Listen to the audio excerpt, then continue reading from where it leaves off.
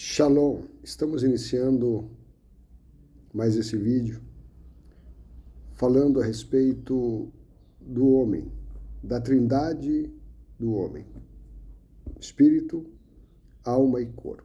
Na aula passada nós falamos um pouco a respeito de alma e de corpo. Dando sequência nessa linha de corpo, alma e espírito, nós sabemos que o homem, ele possui um espírito. E nós temos o embasamento da palavra de Deus, que nós começamos na aula passada falando a respeito disso também, né? Que o homem tem um espírito de alta complexidade e nós queremos estar caminhando nisso, né? Nessa linha. Quando em Gênesis capítulo 2, versículo 7, nós vemos o terceiro elemento, que é a alma sendo formada. E formou o Senhor Deus o homem do pó da terra. Soprou nas suas narinas o fôlego de vida e o formou alma vivente. Essa é uma composição trina do homem, né? O homem é em um corpo, espírito e alma. E a alma é criada da mesma substância etérica que o Espírito. Em 1 Tessalonicenses, no capítulo 5, verso 23, vai nos falar: e o próprio Deus da paz vos santifique completamente, e o vosso espírito, alma e corpo sejam plenamente conservados irrepreensíveis para a vinda de nosso Senhor Jesus. Então, ali, quando Paulo fala à igreja da Tessalônica, né, ele está colocando de uma forma muito prática e muito incisiva essa questão de corpo, alma e espírito, né? Então não temos muito nem o que discutir a respeito disso, que somos um ser trino, não tem dúvidas nessa questão, né?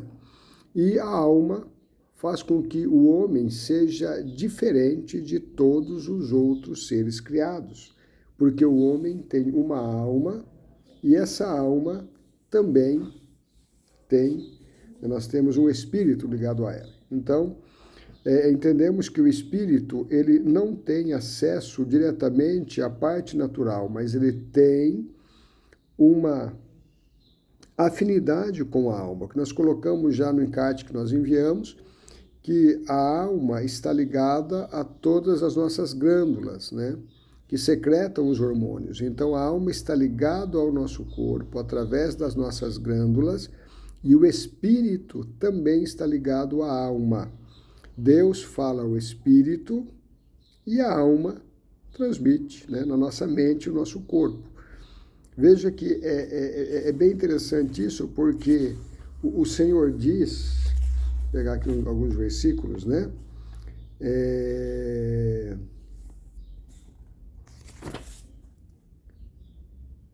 Em 1 Coríntios, capítulo 2, versículo 14, quem não tem o Espírito não aceita as coisas que vêm do Espírito de Deus, pois são loucuras, e não é capaz de entendê-las, porque elas são discernidas espiritualmente.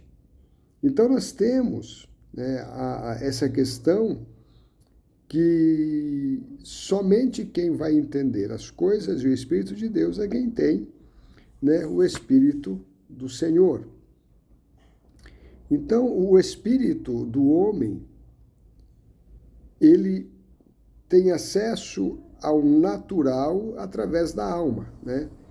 A alma é esse intermediador que auxilia o homem, por isso que Deus fez o homem com livre-arbítrio, a livre vontade. Então, nós temos esse desempenho que o Senhor deu lá desde o Éden, quando o Senhor diz para Adão, na árvore do conhecimento do bem e do mal. Então, você tem livre capacidade de discernir se você quer continuar aqui comigo, né, caminhando, ou se você vai me desobedecer, porque Deus não engessou e nem amarrou o homem, nem aprisionou, mas deixou ele com uma livre liberdade.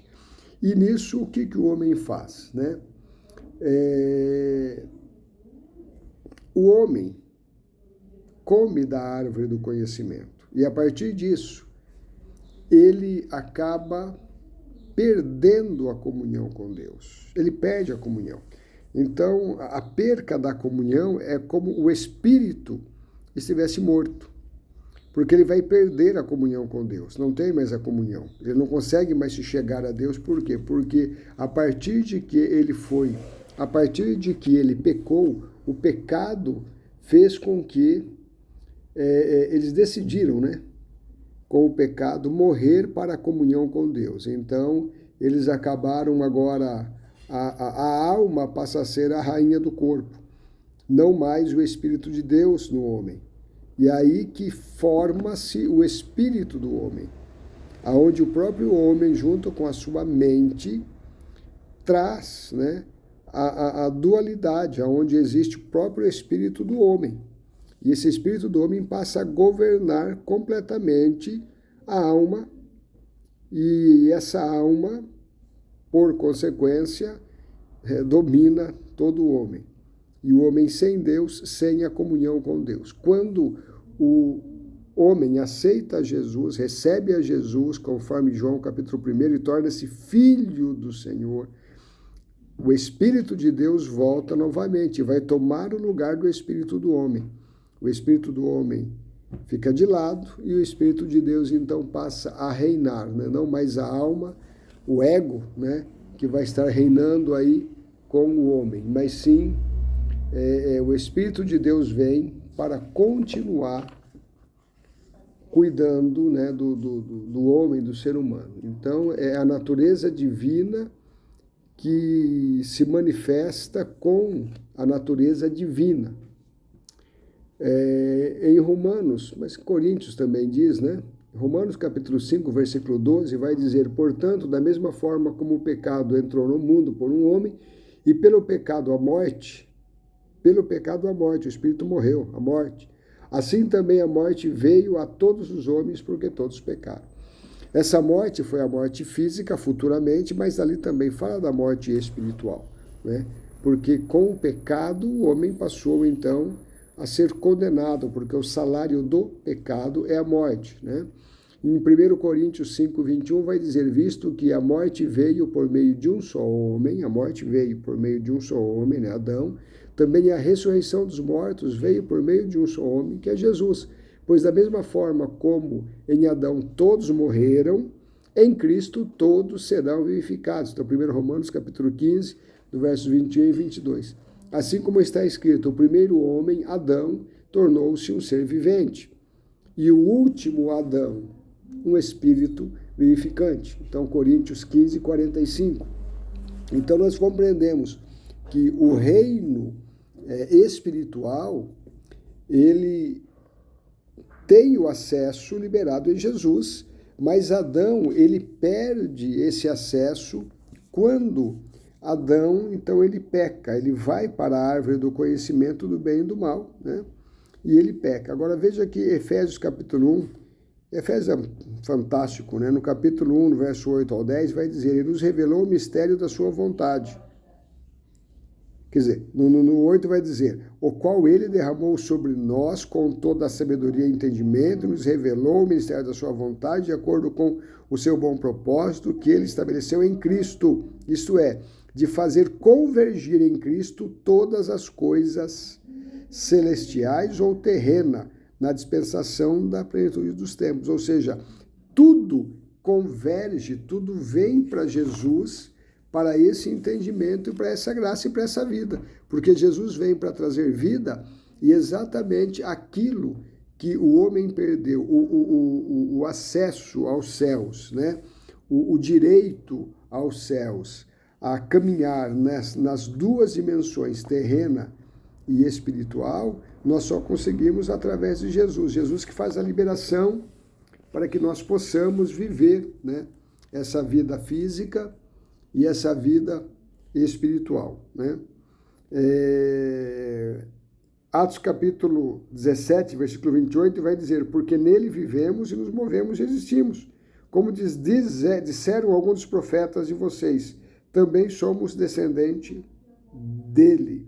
Em Hebreus 4, 6 vai dizer: assim sendo, aproximemo-nos do trono da graça com toda a confiança, a fim de recebermos misericórdia de encontrarmos a graça que nos ajude no momento de necessidade. Ou seja, nós conseguimos chegar ao trono da graça de Deus, acessar essa dimensão real através do sacrifício do nosso Senhor Jesus.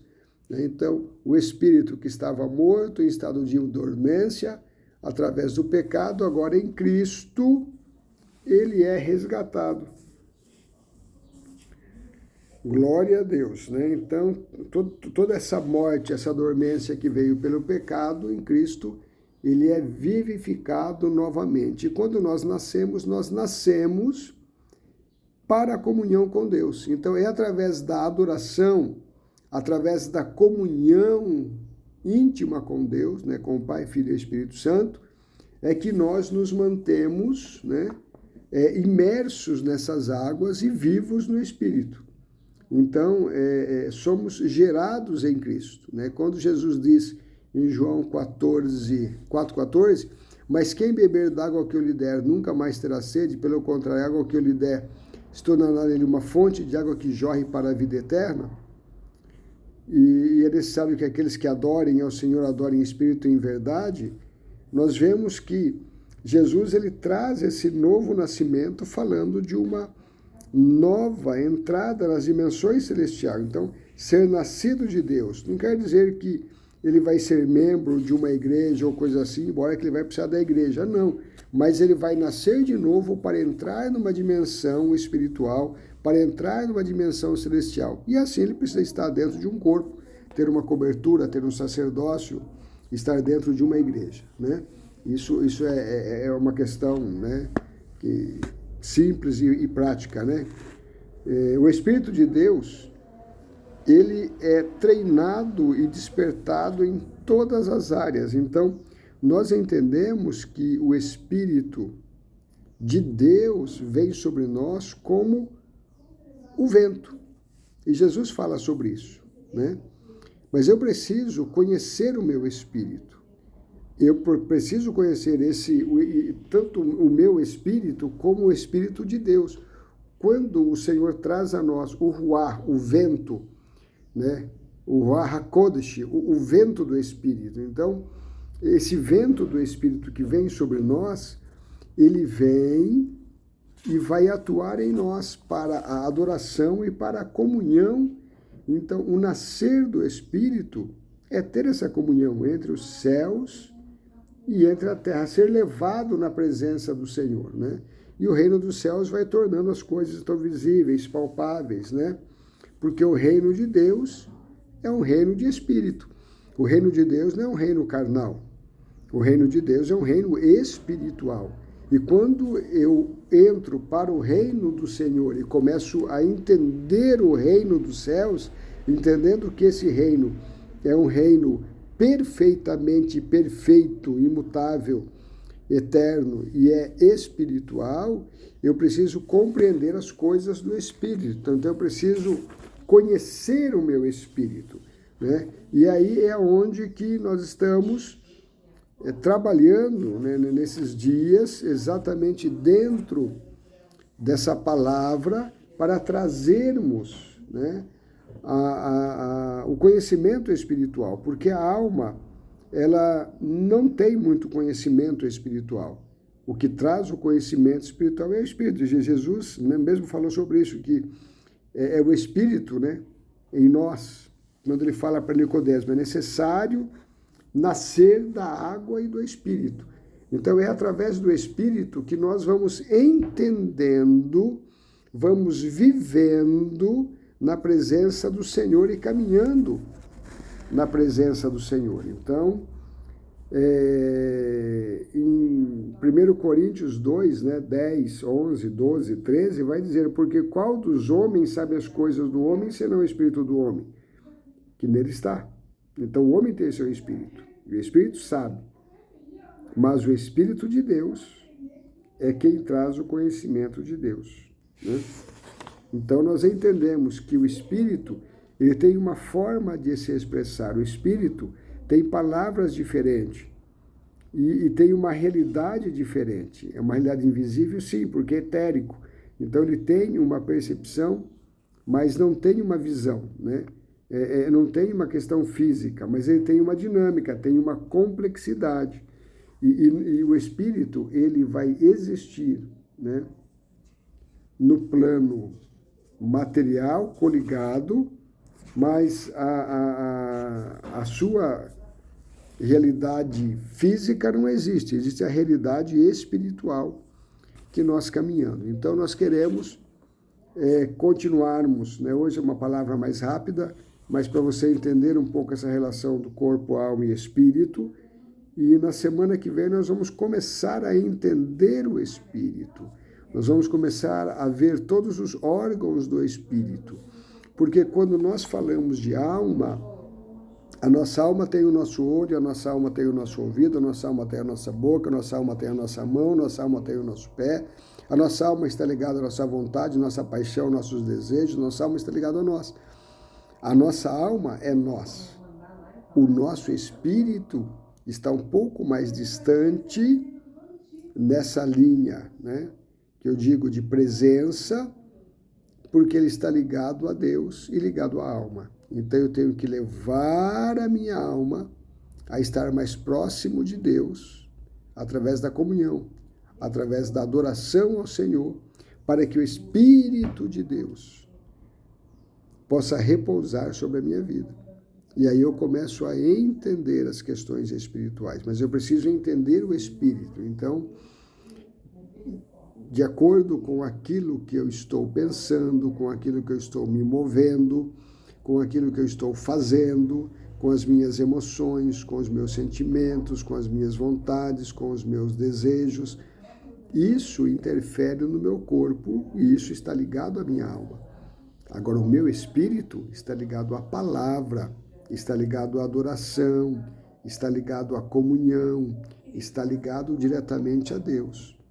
E esse espírito que está ligado diretamente a Deus também está ligado à minha alma, para dar comandos para a minha alma, para que eu possa caminhar bem nesse tempo.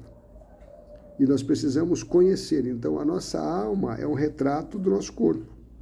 Logicamente, com os seus órgãos diferenciados, né? Porque é um espírito, a alma tem esse material etérico espiritual. Né? A gente fala espírito para entender, né, o que é etérico. E caminhando em cima dessa comunhão.